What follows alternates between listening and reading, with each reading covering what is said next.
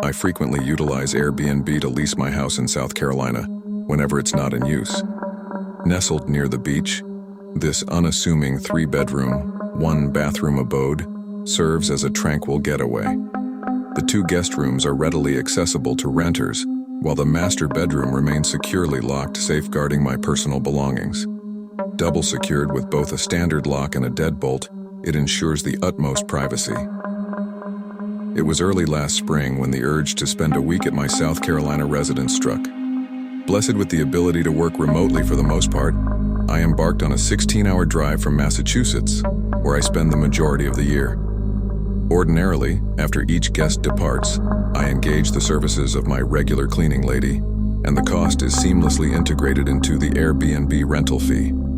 However, this time, considering my prompt arrival after the current occupant, Ramon, I decided to handle the cleaning myself. Ramon, the recent renter, appeared trustworthy through our prior messages.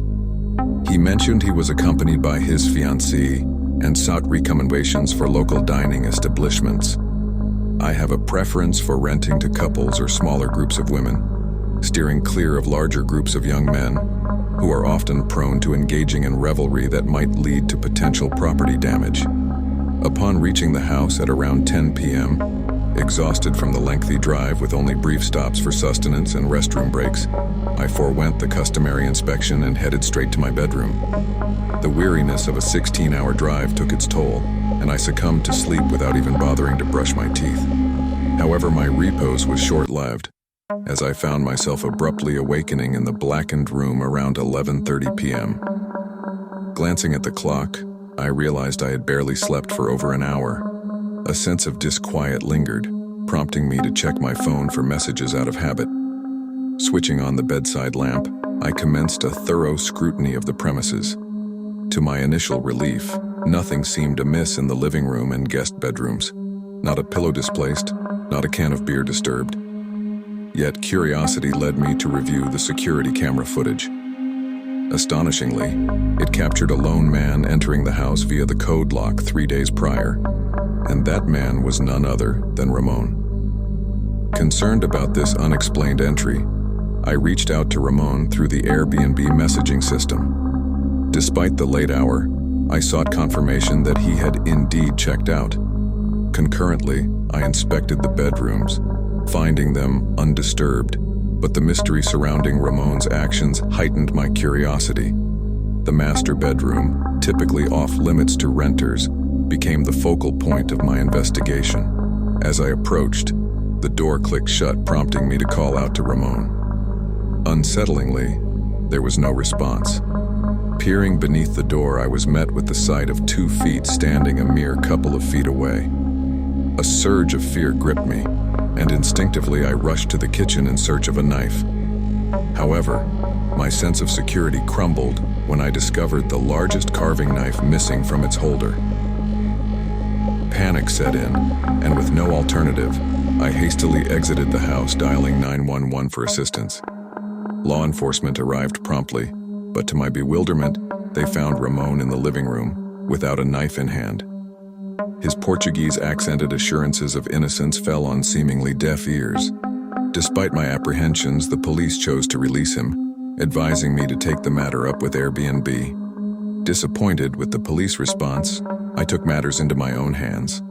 I changed the lock code, ensuring a heightened sense of security, and promptly contacted Airbnb to report the unnerving incident. Despite the trauma, compensation for the additional day Ramon spent squatting in my house eluded me. While he faced a ban from the Airbnb platform, the resolution felt inadequate, given the potential threat he posed within the confines of my own home and bedroom. At the tender age of 26, I find myself residing in the familiar confines of my parents' home. My professional life leaves me feeling unfulfilled, and my romantic entanglements are shrouded in uncertainty. To say that stress has become a constant companion would be a colossal understatement. In the midst of a tumultuous week marked by strained relations with my mother and an overwhelming sense of annoyance, the urge to escape for a weekend of solace became irresistible. In pursuit of a brief getaway, I explored the option of cozy one-bedroom Airbnbs tucked away in the mountains. A seemingly serendipitous find led me to Troutdale, Virginia, a mere couple of hours away. The visuals presented in the listing showcased a quaint, private, and idyllic retreat nestled amidst the woods. The timing couldn't have been more perfect, considering the fall season promised a spectacular display of foliage. Upon informing my parents of my weekend plans, my mother's unusually enthusiastic reaction stood out. Conversely, my girlfriend seemed perplexed, finding it odd and suspicious that I would embark on a solo escapade to a random cabin in the woods. Undeterred, I embarked on a 2.5-hour drive, eager to leave behind the stresses of suburban life. Navigating the quiet and scenic expanse of Troutville, I reached my destination, a gravel road guiding me to the tranquility of my temporary abode. The instructions from the Airbnb host directed me to cut through a gap in the trees, leading to a grassy ascent. As I stepped out of the car, the crisp, rural air enveloped me, instantly elevating my mood. The quaint house atop the hill welcomed me, and I couldn't help but feel a sense of contentment. The interior revealed a snug living room, a compact kitchen, and a bathroom, with a loft bedroom accessible via a ladder-like stairway. A circular window adorned the loft, allowing ample natural light to fill the space. Eager to explore the surroundings, I ventured onto the trails recommended by the owner, situated a brief 5-minute drive away. However, the idyllic setting took an unexpected turn on my drive back. Two individuals, seemingly locals, caught my attention as they abruptly halted their walk down the gravel road upon my approach. A friendly wave from my end received no reciprocation, leaving me perplexed and somewhat unsettled. As evening descended, I found myself engrossed in a book in the living room, warmed by the crackling fireplace. The allure of a peaceful weekend for self-reflection seemed within reach. Yet a surreal encounter awaited me when, during a nighttime excursion to procure some sustenance, I noticed the same two men hastily retreating into the woods. Their reaction to my presence fueled a growing sense of unease. Concerned, I opted to bring my laptop and backpack along on the drive, taking precautions in an environment that was becoming increasingly eerie. While conveying this to the Airbnb host, I received a reassuring reply downplaying the situation, attributing it to local teens wandering about. Relieved but still on edge, I embarked on a 20-minute drive to the nearest Walmart, as the secluded area offered no closer grocery stores. The return journey unfolded in near darkness with no streetlights to guide me through the gravelly roads. The isolation heightened the eerie ambiance, and as I ascended the hill to the house, its silhouette was barely discernible. Armed with groceries and backpack, I navigated the darkness using my phone's flashlight, locking the door behind me upon entry. Seated by the fireplace, I indulged in a hasty meal and resumed my reading. Abruptly, the room plunged into darkness, leaving only the flickering fireplace to cast its glow. My attempts to restore power proved futile, prompting a message to the host. His suggestion to check the main breaker outside near the telephone pole sounded reasonable, but fear prevailed, and I hesitated to venture into the dark unknown. A creak in the floorboard emanated from the darkest corner of the room, near the bathroom door. Turning towards it, I encountered a tall, shadowy figure illuminated solely by the fireplace. The realization struck me. This was an actual threat. In a soft yet ominous tone, the intruder instructed me to remain calm and surrender my belongings. Terrified, I complied, emptying my wallet and conveying the minimal possessions I possessed. The unsettling encounter continued as I was directed to stay in the kitchen, and moments later, the door closed, leaving me in the eerie silence of the darkened house. I summoned the courage to call 911 reporting a robbery. When the police arrived, I provided a description of the two individuals from earlier, suspecting their involvement in the orchestrated crime. Regrettably, law enforcement could only offer a promise to be on the lookout for suspects matching the provided descriptions. My communication with the Airbnb host, detailing the traumatic incident, yielded sympathy initially. However, the host's refusal to refund my stay added a bitter layer to an already harrowing experience. What was intended as a rejuvenating retreat in the face of life's stresses had transformed into a nightmarish episode, leaving me scarred and questioning the true nature of my Airbnb host's involvement in the unsettling events that transpired. A few years ago, my friends and I, fresh out of high school, decided to celebrate by venturing into the scenic embrace of the White Mountains National Forest Preserve. Packed tightly into my friend Alexis's compact Hyundai Accent, our destination was Carroll, New Hampshire, where an Airbnb awaited.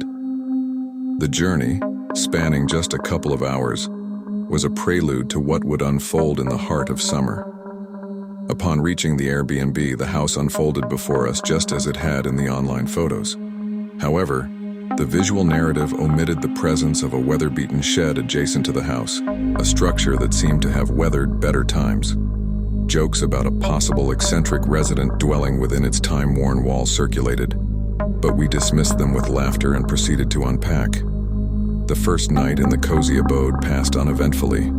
A late-night hot tub session unfolded in the garage/rec room, with Alexis and I positioned next to each other facing the woods. Rob and his girlfriend occupied the opposite side. As stories and laughter filled the air, the night seemed tranquil, except for the minor hiccup of Rob's girlfriend Stephanie, who, due to recent stitches, couldn't fully immerse herself in the water.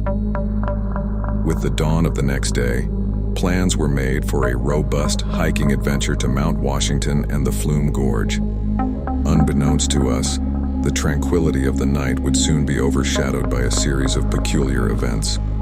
That evening, as the sun set, we gathered around a fire started by Rob at the back of the house. The camaraderie and light banter were briefly interrupted by a moment of eerie silence. Suddenly, the familiar crunching sound from the previous night echoed behind us, near the tree line. However, this time, it was swifter and heading in our direction. In a surreal twist, a flash of green light bathed the entire backyard for a fleeting moment, casting an otherworldly glow on the surroundings. As our senses grappled with the unexpected, Stephanie's screams pierced the air, and she sprinted towards the house. Simultaneously, a blood-curdling cry or yelp reverberated behind us, a sound initially mistaken for a siren. Reacting swiftly, I stood up, urging everyone to retreat indoors. In the confusion, I accidentally knocked over Kelly, who hadn't fully grasped the unfolding scene. Rushing inside, I assisted Alexis in gathering our belongings, and Rob, already halfway to the house, grabbed bear spray, preparing for the unknown. As we peered outside, we witnessed a dark, indistinct figure moving along the outskirts of our abandoned fire. Fearful and uncertain, we didn't linger to identify it, quickly retreating inside. Once reunited with the girls in the living room, we dialed the police, reporting the unsettling sequence of events. When the officer arrived, he conducted a thorough search with his flashlight, finding nothing amiss. He attributed the mysterious flash to lightning striking a nearby power line or transformer. As for the creature, he dismissed it as likely a fisher cat. Stephanie, however, insisted she had glimpsed a man hunched over, draped in a cloak or blanket. Despite the officer's attempt to rationalize the occurrences, an atmosphere of unease persisted. Paranoid about the prospect of someone or something lurking in the woods, we unanimously decided not to spend another night. The sheer fear of the unknown compelled us to abandon our initial plans. To this day, we haven't mustered the courage to revisit those mountains. The enigma of what might be crawling in the darkness of those woods remains an unresolved and haunting mystery in our collective memory.